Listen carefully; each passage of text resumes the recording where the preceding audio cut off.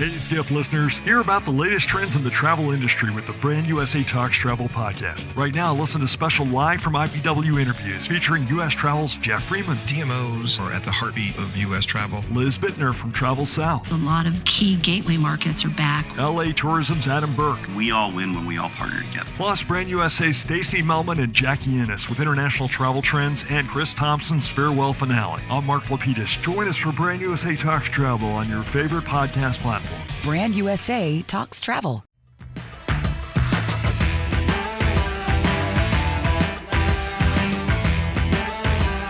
Welcome back to the Skift Travel Podcast. I'm Skift's Editor-in-Chief, Sarah Kopit, joined as always by Seth Borko, Skift's Head of Research. Hey Seth, how you doing? Great. As always, pleasure to be here. Can't wait to talk. So it goes without saying that the topic of sustainability has been a pressing issue across practically every facet of humanity for quite a while now. And travel, with its size and impact, has figured prominently into this conversation. And while as an industry, we're still largely grappling with what exactly travel looks like when it's truly sustainable, a new related but distinct concept has started to emerge, and that's the idea of regenerative tourism. And to help us talk through and better understand this emerging concept, we are happy to be joined today by Skift's research analyst, Robert Gilbert-Jones. Hey, Robin, how you doing? I'm great. Glad to be here. Great. So Robin's the lead author of a Skift research report titled Regenerative Tourism, Fact from Fiction. And he's also spent many years focused on corporate responsibility and sustainability. So Robin, let's just jump right in. I'm kind of a novice on this. I've heard the term, but can't tell you much about it. What the heck is regenerative tourism, and how is it different from sustainable tourism? Well, you're certainly not alone there. It's not always the most well understood or well defined concept, and it's pretty new. But the basic idea is to leverage tourism to leave destinations, communities, and the environment better off than they would have been without tourism. So, in short, you're trying to maximize positive impacts as opposed to just minimizing harmful impacts. And it's kind of become attached to that whole post-COVID Build Back Better concept. So, taking a leap forward from sustainable tourism, or certainly advocates of regenerative tourism see it as taking a leap forward from sustainable tourism. So it certainly sees itself as something new and revolutionary and distinct from what we would traditionally call sustainable tourism. There are some other distinct aspects of it as well. So it tends to emphasize not just newness and innovation, but rediscovery of traditional wisdom. So if you look at destinations in, for example, Australasia and Latin America, it incorporates aspects of indigenous traditions and spirituality. And it also generally has a very strong community focus and emphasizes, culturally immersive experiences and volunteerism for travelers. So it kind of makes them more participants as opposed to just tourists. So it's kind of like a little more holistic. Like sustainable tourism is very science-based, and maybe this is a more holistic approach. Yeah, you could definitely say that. It depending on who you speak to, it's purportedly science-based as well. But yeah, it encompasses a broader range, and it's different in scope. So I guess, it sounds great, right? Like it's almost like sustainability plus. It's got all these great things. There's still science. You're incorporating all this other stuff, and yet I think that this is kind of maybe a controversial term. I think it gets, if not pushback, it gets a lot of people rolling their eyes sometimes, if we're being honest, in some rooms. Accusations of being a little bit too woo-woo, maybe? Yeah, that's right. So, it sounds, the technical term of being too woo-woo, there is a bit of controversy around this idea. So maybe, Robin, talk us about, why is there some controversy, some pushback around this idea that sounds great on paper? Yeah. Well, there's definitely a bit of woo-woo fatigue, but that's not the only thing. There are some issues to consider. So first thing, as I mentioned, it tends to describe itself as being distinct from sustainable tourism, or even more sophisticated or a more advanced form of it, in that it seeks to maximize positive impacts of tourism rather than just mitigating the negative harm. But this can be a little bit unfair to sustainable tourism. And we actually interviewed a number of sustainable tourism experts, and this came up more than once. The objection was that, hang on a minute, sustainable tourism had always intended to improve destinations and maximize positive impact rather than just mitigate damage. So by saying that, you're kind of implying that sustainable tourism is kind of a fatalistic thing where you're just trying to minimize harm and tourism's inherently harmful. So in order to claim that it represents something distinct and new, regenerative tourism has a tendency to, kind of make a straw man out of sustainable tourism, throw it under the bus a little bit, and people don't like Rob, that. would you say that there's like a bit of a turf war almost? Like people who built their career in sustainability are like, wait a second, we're the green people. Is that kind of what's going on? Who are these interlopers? Yeah, I mean, it's there is a little bit of that, and I think a lot of these guys have been really in the trenches with sustainable tourism for years, so I can understand a bit of resistance on their part to this new kid on the block coming along and claiming that it's superior. And I mean that speaks to another objection, which is that the idea that regenerative tourism is this new concept. It's certainly a new-ish term, but if you actually look at the practice of it, so oftentimes it's about repurposing previously unproductive or environmentally degraded sites for tourism and rejuvenating. And this has been going on for decades. I mean, one of the better known examples is the Eden project in the UK, which was built on a former clay pit. And there are many similar examples. I mean, one of the biggest tourist draws here in Cape Town, where I live, is the Victoria and Alfred waterfront, which repurposed the original docklands. It's a huge mixed-use neighborhood with a heavy tourism focus. It gets over 23 million visitors a year. So it's kind of like, hey, you're claiming this is new, but is it really? But probably the most concerning criticism is there's no agreed upon methodology for measuring regenerative tourism or quantifying its impact. It tends to be super site specific, which isn't necessarily a bad thing because it's recognizing what the issues are at site level. But it's really hard to come up with something generalizable, some kind of methodology for benchmarking it. And, some destinations and businesses that market themselves as regenerative have come up with their own impact metrics and methodologies, but it's really variable. So it's hard to find good data to back up the claims of regenerative tourism. And so, is this like greenwashing 2.0? It risks being so. So there's a risk. Well, there's two risks there. The data issue, on the one hand, it opens it up to being hijacked by greenwashing, but it also means that there's a risk that it could become a distraction from the actual hard work of addressing climate change and reducing emissions. And Seth, I like what you said the other day, that addressing climate change is essentially an unsexy accounting problem. Whereas, something like regenerative tourism, it's the optics of it are great, and it could be a little distracting. I'm curious if you could tell us, Robin, about some other examples, like for our audience here who may still be trying to wrap their head around what exactly this is. Do you have any other kind of tangible things that maybe listeners might be like, oh yeah, okay, I get it now?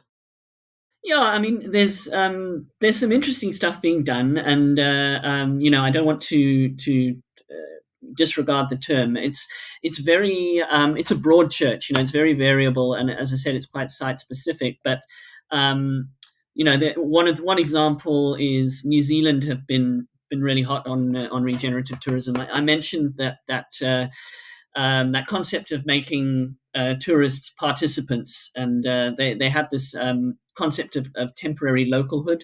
So visitors to New Zealand are asked to sign what's called the Tiaki Promise, and it's basically a pledge to almost becoming a temporary New Zealander and promising to care for the land. So at the sub-destination level, you've got somewhere like Bay of Plenty. It's become very well recognized for this. They've done some really innovative work, they've adopted something called the seventh generation principle. So this originates from indigenous communities in North America, and it encourages visitors to consider the impact of their choices on people and the environment far in the future, so 7 generations from now. So it's encouraging that shift in mindset, so that there's kind of a behavior change aspect to it. Another one, I mean, sticking in Robin, the region. wait, on this Bay of Plenty example, though, do you know how, in terms of like science-based talk, see, this is, I think, one of the conversations that's interesting is that there's these amazing callbacks and incorporations of these indigenous traditions and trying to make people more of a local and more respectful of the place. But do we know if Bay of Plenty is like, do they measure carbon? Like, the fact-based stuff of the carbon emissions, CO2, greenhouse gases, from that angle, that's the more traditional sustainable angle. How important is that to something? Do you know if that's important to Bay of Plenty? I mean, it's still important. I mean, if you read their sustainability reports, it's the short answer is they're not chucking out the importance of emissions measurement and things in favor of regenerative. So the two coexist. I'm listing the more kind of specifically regenerative-y aspects of it, particularly the sort of indigenous and community aspects of it. But yeah, it does coexist with a focus on climate and the environment. And at the risk of being a little too whatever, like, are there some projects that you think of that are calling themselves regenerative that maybe don't have as much of a science-based foundation? Yeah, I mean, like I said, it's super variable, and sometimes it's more of a kind of identity than a method. In fact, you can't really call it a methodology because it sort of markets itself as a movement. So really, if a destination calls itself regenerative, it doesn't mean that they're not using science-based targets and that they don't have a rigorous approach, but it kind of doesn't say much about whether they do or they don't, I've learned in my 48 years to be suspicious of anything that calls themselves a movement. Yeah, I think that's like, the woo-woo really fatigue there. Yeah, the woo-woo fatigue. Yeah, I love that. I think we should like trademark that or something. Trademark that. Yeah. One of the things I know you've done a lot of research in is the consumer side of this, Robin. And so, like, we're coining this term, we're going with it. What does woo-woo fatigue with sustainable tourism, regenerative tourism, what does it mean from a consumer side? Like, how does it impact, like what consumers think about travel? Well, I mean, our data does point to the fact that consumers are hungry for more sustainable options, and they believe it's important for businesses to act sustainably. You can ask consumers about regenerative, but at the consumer level, it's not very well understood. So we have to kind of refer to sustainability.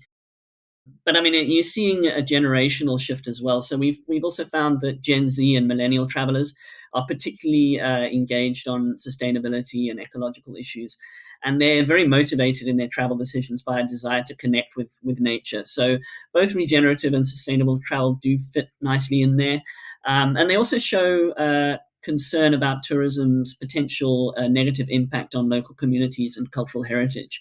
And that's a big focus for regenerative. So again, it does tessellate quite well there. But also consumers have also shown a willingness or at least profess a willingness to take personal action towards sustainable choices, even if it inconveniences them or costs them more. But crucially, it's important to note this doesn't always translate into action. So that there's what we call the say-do gap, where traveler preferences don't necessarily match their behavior.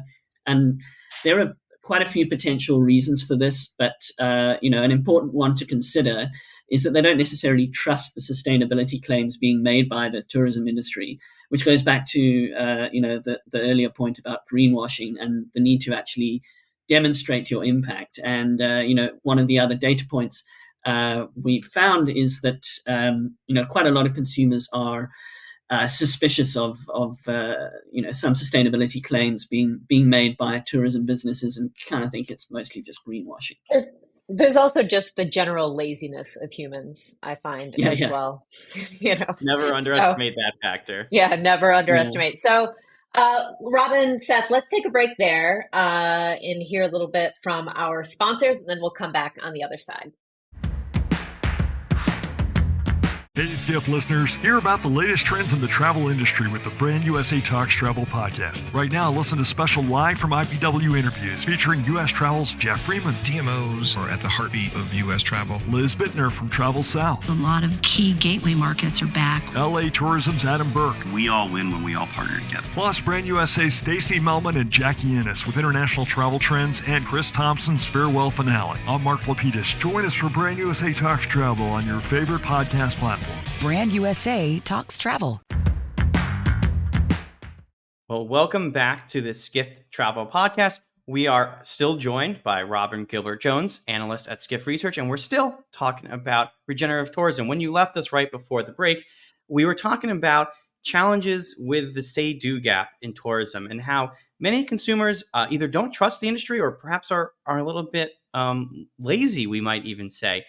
It reminds me of a story I heard. I was at dinner the other week and I overheard some Gen Zs, far cooler than me, obviously, at dinner next to me. And they were talking about their travel plans and they were talking about sustainability. This is a 100% true story, not made up for the podcast.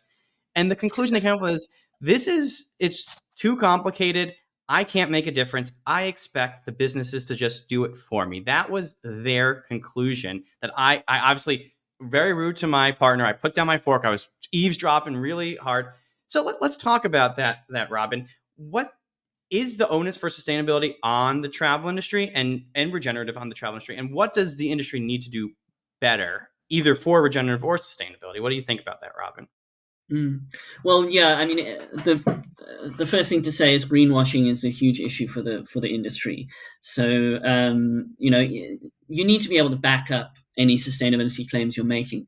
So, especially when you look at the travel industry, it has a bit of a history with greenwashing, and I mean the sustainability space in general, not just in travel, but yeah, travel has had a checkered history with it, and whether the say-do gap relates to primarily to distrust or laziness or a combination of both, the fact that businesses have not always been upfront about this, it certainly can't help. So yeah, claims have to be defensible. Third-party certification can help with that, but it's also about engaging your visitors. And when you asked about who the onus is on, I mean, of course, the onus, if you're a polluting industry like an airline or something like that, you've got to do something. But to give Regenerative some credit here, it's also about how you engage with your visitors. And I'd say that something regenerative tourism tends to get right is engaging with travelers in such a way that they feel included in the overall sustainability mission as participants rather than just, like spectators on the sidelines. So going to that story that you told, maybe consumers or travelers in that sense feel disempowered because they don't have a role to play in sustainability. And like I said, New Zealand have that Tiaki pledge, which it can potentially give travelers a sense of agency over their sustainable travel choices. Yeah, and one of the things that I know that we talk about a lot is that greenwashing undermines consumer trust and deepens the say-do gap, and it seems like, how can a solution be one size fits all? There's so many different destinations, but the importance of having some sort of standards is that it builds consumer trust, and building consumer trust in green initiatives helps close the say-do gap. I think that's when we work on that, to me, that was a really important insight in terms of how it's not just all these matrices and frameworks and methodologies are for the nerds. And they are. Don't get me wrong, they are. But at the end of the day, they're important for a reason, because if you don't measure what you're doing, it's not scalable, it's not sustainable, and it doesn't build that trust. I think that's a key point of this research. Yeah, absolutely. And I mean, I don't think anyone is expecting the average traveler to pour through reports by the Global Sustainable Tourism Council or EarthCheck or any of these kind of certification bodies. It's not really for public consumption, but if they can see that destinations and businesses are doing something, and it's about holding yourself to account. So if you voluntarily signed up for like an EarthCheck certification or some kind of third-party verification of what you're actually doing and that it's actually having the effect that you're claiming it's having, just the act of doing that, increases your credibility. And that's something that I think certainly if regenerative tourism is going to kind of take off in the way it wants to, it's going to need more of that. I want to give a shout out to my old boss in my old shop that, I don't know, I've kind of always wanted to do this because I thought it was such a cool example. At the Bloomberg picnic. I don't know, Seth, have you ever been invited to the Bloomberg picnic in the summer? No, I've not. I haven't had the pleasure. Yeah, it's this like amazing event on Randall's Island in New York. They have them all over the world, but the one in New York, it was always kind of amazing to me because what they did, there were a couple garbage cans on the island, but not very many. There were every single thing they brought onto that island for this massive party for thousands of people was compostable. Every single item. And so, if you had to throw away something that you brought with you, you maybe had to walk like up a hill and like to the gate to find a trash can. But everything else was compostable. And the reason that I love that so much is that I don't think that we should. I like to put the onus on the businesses, like we were saying. Like, I think it's too hard for like a consumer. Like, if I only go to the store and I see, all plastic containers, I don't know. Like, you're going to buy plastic. What choice do you have, right? Yeah. What do I do, right? And so you have this plastic, and every time I take my recycling out, I like look at this like massive bag of plastic and I'm like, Sarah, you could do better. Like you could. But then I think to myself, how can I do better? I don't know how to do it. And if I did know how to do it, I would do it. And like the Bloomberg example is my favorite because you just had no choice. And that's kind of like what I wish that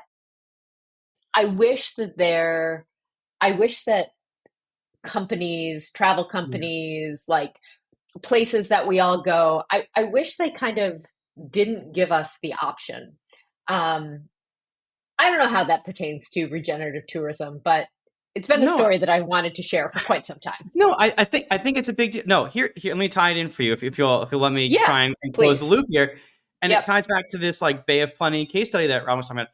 It's that I think these moments where you don't give people a choice, when you take the horse to water, so to speak, it wants to drink in this particular case, and it can be really impactful. So the stuff that we were talking about with Bay of Plenty and the indigenous wisdom and all that stuff, on the one hand, you might say, you might have a skeptic like me, like that's woo-woo. Where's the CO2 emissions? I want the numbers. I want the facts. But also, I think I would bet that there are many visitors who come and they want to know about that history. They want to know about that culture. They want to feel like locals.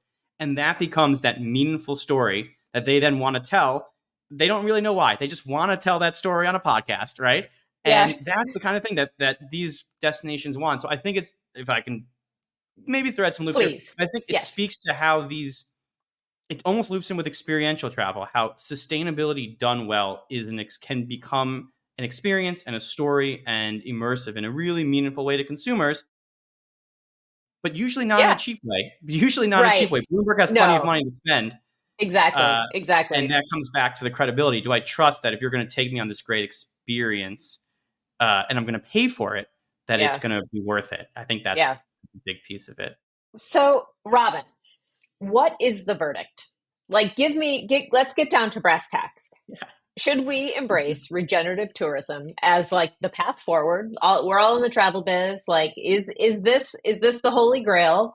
Or is it just a buzzword that kind of sells consulting contracts and is generally just a distraction from traditional sustainability? What do you think? Well, it's early days, and it's still being defined. It's still taking shape. So, picking up on what you were saying there about the role of the travel consumer, I think this is where regenerative tourism can and sometimes does potentially get some stuff right. And like, travelers don't like being constantly told how harmful their travel is, and so if you can leverage travel to have a positive impact, that's empowering for travelers. And also, if you can bring them into the fold of the sustainability journey, as it were, that's also empowering. And as Seth mentioned, that can be part of the experience. So that all kind of fits, under the auspices of regenerative tourism. And in cases where it's being done well, it's a good thing. But like I said, we've got to tread a little bit carefully. The sustainability space has a bit of a tricky history with trendy buzzwords, so no wonder people kind of roll their eyes, right? Because these can get very easily hijacked as a greenwashing tool. And once again, best way to avoid that is actually tackling the data issue. I think as well, it's important to make the point that regenerative and sustainable tourism can coexist. They overlap a lot. I think they overlap more than a lot of the regenerative tourism enthusiasts would like to admit. They kind of like to think of something completely different. But the most important thing, to go back to my point up top, as long as it's being done credibly, with integrity, and in a science-based way, and most importantly, that it doesn't become this shiny new distraction from the actual nitty-gritty work of tackling climate change, then go for it. It's all to the good. But we just got to tread carefully. All right. Well, Robin, thank you so much for joining us today. That was awesome. I now can go out with confidence and talk to all of my friends about regenerative tourism and feel impressive and knowledgeable while doing so. So we asked you for your questions, and we got some, and you answered. So if you want to send us a question, do so at podcast@skift.com. But we're going to go into a couple right now. You ready, Seth? Yeah. And Robin? Yeah, let's talk. Okay. Question number 1. Can you explain to me what the term over-tourism means? So we were just talking about buzzwords. Over-tourism is a bit of a new one. Who wants to take this one first? What's over-tourism? Seth, I think this one's for you. Yeah. I think it so ties into this conversation we've been having today. Over-tourism, it's a word that Skift really helped coin, actually. That's a fun little history of our publication. It's the idea of too many tourists, not enough locals, really. It's when you lose that kind of magical experience, when you go to Rome to have that magical moment and you spend 5, 6, 7 hours waiting online to get into the Vatican Museum. And it's when a local in Barcelona wants to rent an apartment and they can't because it's all been Airbnb'd out. So over tourism is my mom always likes to say everything in moderation. And too little tourism is bad, and over tourism is the opposite end of that. As we've developed as an industry, there was a time when it was hard to travel. It was hard to market tourism when all you focused on was getting tourism. And now we're at the world where travel is so easy and so seamless for so many people. The question, over tourism is a real thing. And the question becomes not how do I get tourists? The question becomes how do I get the right tourists? And how do I get the right mix of tourists for my destination? And it ties into many of these regenerative conversations about this idea of like temporary localhood. How do you get people to respect the destination? When you have so many millions of tourists, inevitably some of them are going to be rude, disrespectful, offensive. How do you get people to respect it? And it's not easy to solve. And it's not easy to solve at all. It's interesting. I actually had the privilege of meeting with the French tourism minister a couple of weeks ago, and I asked her if Paris or France still has a problem with over tourism, and she rejected my premise. She said we don't. There is no over tourism. All tourists are good. For the Olympics, that's certainly the case. I think that there are some cities and localities that might disagree, but yeah. Hey, France, perhaps France is the largest tourist destination in the world for a reason. It takes that kind of hustle to get there. Yeah, exactly. All right. So next question. I don't know the answer to this one. What is the value of having destination guides on an OTA? This is a niche one. Yeah. So OTA, online travel agency. Yep. We assume everyone knows the jargon, but let's not. Yep. So that's the Expedias, the Bookings, Expedia. even the Yeah. Airbnbs of the world. I think this is a very niche. Sometimes you get niche questions, but hey, we're a niche podcast.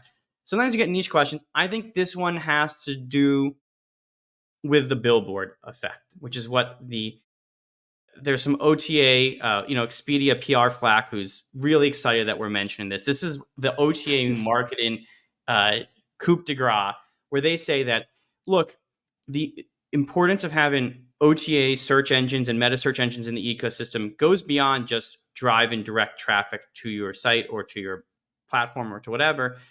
It's about this so-called billboard effect, which is that people start their searches in multiple places. The average traveler will do 40, 50 searches before they even come and decide to book. One of those searches is likely to be on Expedia. Even if the customer winds up booking on your hotel directly, they might have found it in the first place on Expedia. Expedia might have served, or Booking or Airbnb might have served as an online billboard. And as these OTAs move outside of just selling hotels, just selling flights, into selling experiences, into selling tours, there will probably be and by the way, I say the so-called billboard effect. It may not be as strong as the OTA marketers would want you to believe, but it is real. Like, make no mistake, it's a very real thing. So I think that this destination guide question is kind of getting at, like, why do I care that my destination is listed on an OTA, like an experiences OTA like Viator? Why do I care that my activity or my thing is on one of these platforms? Why can't I just have visit XYZ and call it a day? And I think that's the answer. It's about the powerful billboard effect of these online marketing platforms, not just for suppliers like flights and hotels, but also for destinations and frankly for all parts of the travel ecosystem. Was that an okay answer to that question? I took a stab at it. Maybe I got it. Yeah, I think it is. That's how I do it personally. It's general, again, going back to laziness. I search with Google, and like whatever I'm searching, like I don't look very hard before I click on something. And generally, sometimes I get sucked into the sponsored links. I try not to. That I actually do affirmatively try to not click on those, but every once in a while I end up there. I look around, read what I want to read, but then I always book direct. Sorry, Wow. Expedia. All right, let's get some. No, I think many people do the same. But do you search on any of those specialized platforms? That's the next question. Would you do a search on Expedia or Booking.com, even if you were intending to book direct at the end of the day? Yeah, I do it, but it's usually because I end up there by accident. But but I'm there enough where it happens enough that like it's a real thing. Like however they're getting me there, I end up there, and I will stay and look around, and then I'll just go. I've been burned too many times not to book direct. Personally, at the risk of one, seeming like a shill, and two, insulting someone, I sometimes book on Booking.com almost by accident. Sometimes I'm searching there, I'm like, I'm not a moron, I'm going to book directly. And then it's just so, you ever have that? It's just so easy. Yeah, it's just so easy. Just like, you know what? I'll just do it this way. You know what? I'm just going to do it. Yeah. And sometimes I'm worried, and sometimes I'm like, if it's a hotel in Dallas, and a Marriott in Dallas, whatever, it's like so easy. I know there's nothing going to go really wrong there. It's not like it's maybe. And I would say, we're pretty sophisticated travelers. Like if you can get us, you can get anyone. So There you go. I don't know what that means, but that is where we're going to end our podcast today. So if you would like us to opine on your questions, please send them along. Again, podcasts@skift.com. And that's it. Robin, thank you very much for chatting with us today. Goodbye. Great. See you next week. See you next week, everyone.